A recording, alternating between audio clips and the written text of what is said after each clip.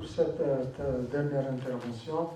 Donc, il relate un petit peu donc, le cadre juridique dans l'utilisation ou bien du développement de l'écotourisme, donc de montagne et généralement élargi en Algérie, qui ouvre de très grandes possibilités en Algérie. Donc vous voyez que le cadre législatif est ici, donc il faut seulement l'appliquer, le favoriser et l'encourager. Donc nous remercions tous les participants d'avoir un petit peu exposé, donné de leur temps pour donner quelques informations complémentaires. Ici, surtout concernant la montagne et toutes les activités accessoires. Alors avant de partir, nous on peut ouvrir un petit débat de 10 à 15 minutes pour les gens qui peuvent intervenir ou poser des questions un peu spécifiques, très brièvement, s'il y a des questions.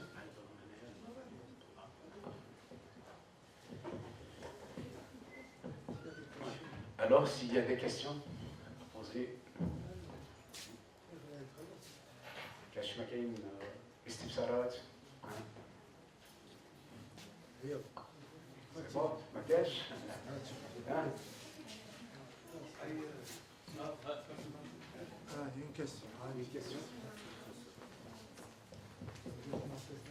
Juste parce que je vais profiter de cette occasion parce que lorsque j'ai lu le terme de la rencontre, c'était restauration, valorisation et développement durable des ressources naturelles, surtout de la montagne.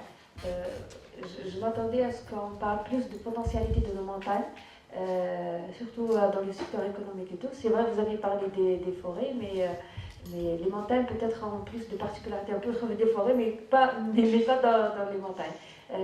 J'aimerais bien que vous nous parliez un petit peu de l'État, parce que moi je suis journaliste, je ne vais pas rapporter tout ce qui est technique dans le journal, parce qu'il faut simplifier la chose au lecteur. Donc, quelle est la particularité de nos montagnes et quelles sont les contraintes qui se posent actuellement et quelles solutions en tant qu'universitaire chercheur proposer pour la prise en charge et l'amélioration de ce potentiel algérien. Merci.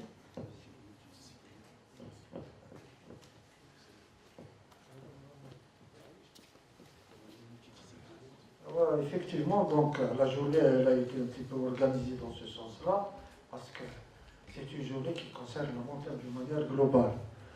Comme vous le savez, M. Bazili a présenté un aperçu très général sur les montagnes en Algérie, qui se trouvent généralement dans les zones très caractéristiques telles que l'Atlas télien, l'Atlas saharien, les ergs orientales et l'erg occidental, d'une manière globale. Alors, toutes ces montagnes ont des particularités. Pourquoi ces particularités? Généralement, c'est des formations végétales d'une manière globale, où la forêt représente un stade climatique, c'est-à-dire le dernier stade de développement de la végétation. Au-delà de cette forêt, vous avez une autre formation. Pourquoi les hauts des sommets sont démunis de végétation? Ce sont ce qu'on appelle des pelouses écorchées. C'est une forme de végétation. Donc on retrouve tous les écosystèmes. Donc dans les piémonts, les basses montagnes et les hautes montagnes en Algérie. Bien sûr, vous allez au sud, vous allez trouver aussi ces montagnes intéressantes par une végétation très caractéristique. Dans le Hogar, 3000 mètres, la végétation saharienne, la végétation stépique. Et vous avez la particularité de ces montagnes en Algérie. Pourquoi? Surtout qu'ils sont limitées au niveau de l'Atlas saharien, parce qu'elles dépassent les 1500 mètres et elles bénéficient d'un apport climatique supplémentaire, un apport de pluie. C'est pour ça que ces montagnes sont actuellement intéressantes, mais elles ne sont pas valorisées. Et elles sont effectivement très sensibles par rapport au changement climatique d'une part, et surtout à l'action anthropique. C'est l'homme. Donc vous voyez, c'est un thème qui a présenté quelques aspects. Nous avons le Pin-Pignon, nous avons la région de Jbelouach, qui est très caractéristique des potentialités économiques et forestières à développer dans cette zone. Ça, c'est un exemple. À Serradi, vous avez autre chose. Dans le Haut-Nord, vous avez autre chose. À Téniet el-Had, vous avez le cèdre. Dans les Aurès, vous avez l'utilisation, par exemple, du cèdre, du pain d'Alep pour la Syrie, du chêne liège, etc. Donc, c'est une caractéristique très globale. Et nous avons ce qu'on appelle une mosaïque, quand même, d'écosystèmes. Nous parlons de la forêt climatique jusqu'à l'état désertique et saharien. Donc c'est vrai, en fonction des des communications. Bon, ça c'est un petit peu... Si on avait eu plus, et téléspécifiques, on les aurait ciblés. Mais nous, c'est essentiellement pour un petit peu montrer l'importance de ces montants qu'il faudrait valoriser. Vous avez vu l'écotourisme. Hein? Si vous voulez, par exemple, dans les pays qui sont étrangers, vous partez en Afghanistan, dans les pays, les Européens ils viennent chasser un mouflon ou un bouc à 5 000 euros. 5 000 euros. On peut organiser ici, chasser un sanglier à 2 000 euros. Je voulais attendre 2 000 euros. Hein? Et donc les choses intéressantes. Vous avez des choses à voir, vous partez à Al-Qala, vous avez donc le cyprès-chauve, le taxodium, c'est une espèce, c'est la station unique en Afrique. C'est une espèce qui vient de la Floride, des États-Unis, qui est uniquement caractéristique. Vous voyez, en Tunisie, par exemple, ils ont un olivier millénaire qui date depuis 3000 ans. Eh bien, c'est un accès touristique. Un arbre. Là, on peut partir à Jbelouach et mettre le séquoia gigantea ou le séquoia Saint-Pervirel qui fait 100 mètres de long. Les gens peuvent venir le voir ici, etc. Donc, il y a d'autres perspectives dans cette économie qu'il faut valoriser. Donc, il faut comment le valoriser. Mais en Algérie, le problème est là. Nous avons la législation, nous avons les administrations, mais il faut dire, il faut des actions, des décisions politiques fortes pour valoriser. Nous avons en Algérie une richesse très importante, c'est l'oléiculture. Hein? L'olivier. Hein? Vous avez la Tunisie qui est un petit pays, elle est 10 fois exportatrice et productive que l'Algérie. L'Algérie se met maintenant au diapason, elle produit, mais nous avons des ressources très, très importantes qu'il faut. Il y a, c'est vrai, un effort en Algérie qui est réalisé, mais il faudrait le soutenir et le développer encore plus. Monsieur Bazeli pourra vous rajouter quelques mots. Merci, M. Amadou, pour cette explication. Aussi, donc, pour répondre à votre question, au contraire, ce sont des thèmes qui sont liés directement à la montagne. Parce qu'on ne peut pas parler de la montagne. Donc, la montagne fait partie d'un écosystème, c'est un écosystème, l'écosystème montagnard.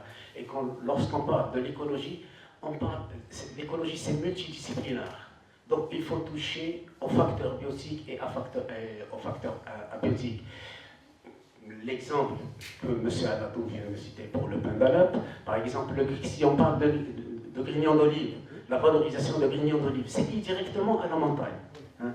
Donc c'est lié, donc les déchets de ces grignons d'olive polluants, pourquoi ne pas les valoriser pour avoir de l'énergie? Donc vous voyez, donc c'est lié directement à la valorisation de la montagne.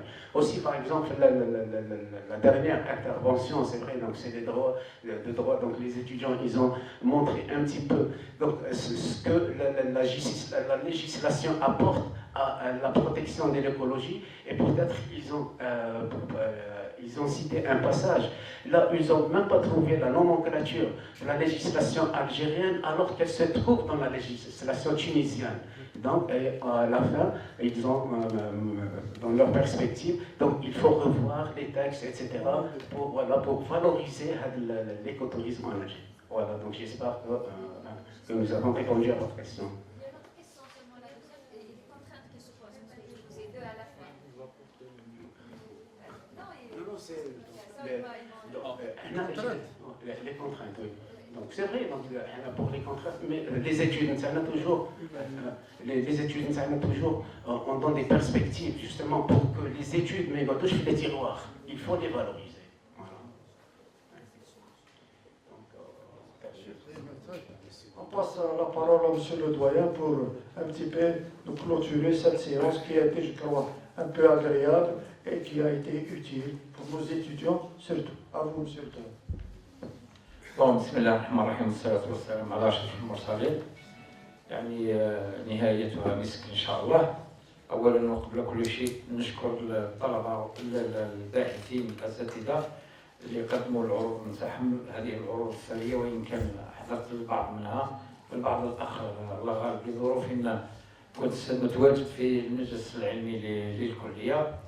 والشيء اللي نبشر به زملائي الأساتذة والطلبة أن المقترح اللي كنت تكلمت عليه استحداث قسم البيئة والمحيط قد تمت الموافقة عليه من طرف لسه من طرف كمقترح من طرف السيد رئيس الجامعة، وحتى الشيء اللي كنت تكلمته قبل في واش يسموه مباشرة قال لي أنيميل مباشرة على جال المقترح هذا حتى يتخذ الإجراءات اللازمة في إطار ما تكلمنا عليه، هو إعداد تقارير مفصل حول استحداث هذا القسم.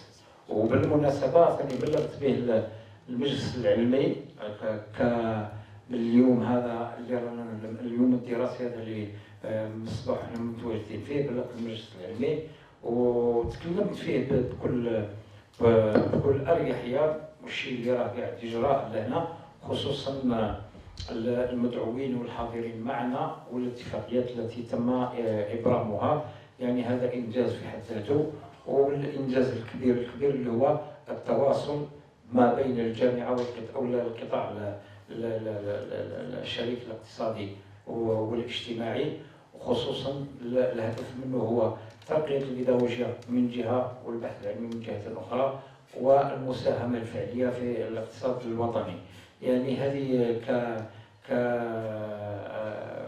كمعطيات اللي ممكن نقدموها في نهاية هذا أو توصيات لهذا اللقاء أو هذا اليوم الدراسي حتى نستند إليها في تقريرنا النهائي، لأن فيها أشياء أخرى اللي ممكن نتكلم عليها، وهذه راهي موجودة في الواقع اللي هو حظيرة جبل الوحش، ومدى مساهمة الكلية والجامعة في مشروع حديقة باردو لمدة 2 والجامعة قدمت ما كان عليها أن تقدم في إطار أيضا الناحية البيداغوجية. ونذكر أستاذي الفاضل مسيو علاطو وزملاء الأساتذة بالمسار اللي كنا اقترحناه، لكن لحد الآن ليكوتوريزم إذا كنا نتذكر هو موجود، يعني لو دوكيمون موجود، لو كان موجود فقط لإحيائه واستحداثه، وممكن استحداث ولا اقتراح مشاريع مسارات أخرى سواء في المرحلة الأولى لمرحلة الليسونس أو مرحلة الماستر ليتسنى لنا في المستقبل فتح دكتوراه في هذا المجال على غرار. أعتقد العام هذا ما فيش ما زال ما قدرناش نوفقوا لسبب واحد، لأن حتى القوانين والتشريع وأعزائي الطلبة تاع الحقوق مشكورين جدا، لأن في الكثير من الحالات احنا كعلميين ممكن نتغاضى الجانب القانوني وهو مهم جدا وبالتالي ما سمعتناش ظروف أننا هذه السنة نفتح الدكتوراه إن شاء الله العام القادم، لأن الشرط يقول لك لازم على الأقل 5 سبيسياليتي بار فيليال. احنا راه فيليال لحد الآن فيها 2 سبيسياليتي، إن شاء الله 3 نطمحوا إلى ما هو أكبر إن شاء الله، وهذا لفائدة الطلبة ولفائدة الجميع. ونقول لكم بالمناسبة شكرا، ونختتم على أمل اللقاء أننا نلتقي مرة أخرى مع الطلبة مع الأساتذة مع الشريك الاجتماعي اللي كانت عندنا مرافقة قبل ما تكون الاتفاقيات. هم مشكورين يعني دائما وقبل كل شيء يلبيوا دعوة الطلبة دعوة الأساتذة بدون اتفاقيات، كانت قبل هم مشكورين مرة واثنين وثلاثة، وقد ما نشكر ما نقدرش نوفي وفيه أيضا بالنسبة للشريك الاجتماعي والاقتصادي فيه أيضا مجالات أخرى من حيث التسهيل تاع التكوين، والأساتذة خصوصا في قسم في مسار التكوين بالنسبة لعلم البيئة الموجودة، يعني الباب مفتوح للريسيكلاج تاع طلبة القدم اللي عندهم انجينيورا على جميع المستويات. ففي كل سنة يكون هناك إن شاء الله تعاون في هذا المجال، وشكرا وبارك الله فيكم. السلام عليكم ورحمة الله تعالى وبركاته.